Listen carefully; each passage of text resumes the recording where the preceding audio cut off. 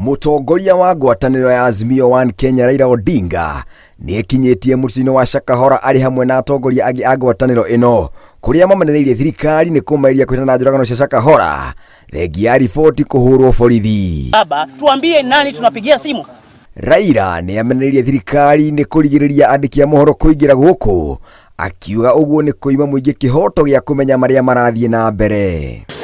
Nimesubiri hapa wale wabunge hawajafika mpaka hapa, lakini mambo ya kusikitisha ni kuona kwamba wabunge wanaweza kuruhusiwa kuingia, mimi siwezi kuruhusiwa kuingia.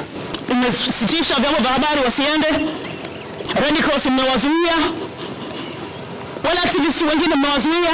Baba Raila Odinga anakuja Shakahola, mmemzuia kwa nini? Nini unaficha? Oho, Paul Mackenzie mutumia wake na andũ angĩ 17 nĩmakinyĩtio mbere ya mũcirithania mũnene Yusuf Shikanda igoti-inĩ rĩa Shanzu Mombatha. Mwena wa thitango ũkĩhoya ekwĩrwo kũhingĩrwo thikũ ingĩ 90 nĩguo makorwo marĩkia ũthuthuria. So such a person, if released,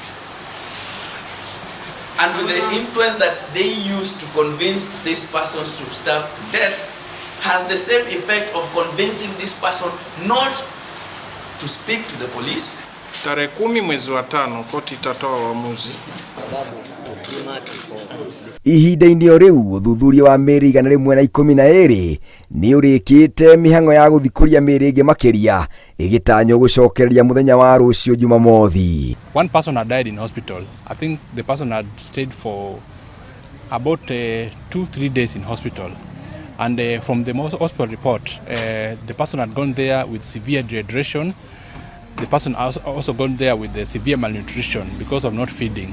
So when they did the test in the hospital, they found that his kidneys were failing. So what killed him was kidney failure due to severe dehydration. We intend to commence the process of exhumation. There's a team which will go there tomorrow. Ngĩribotera Inooro TV, njĩtagwo Ngũnjiri wa Wanjohi.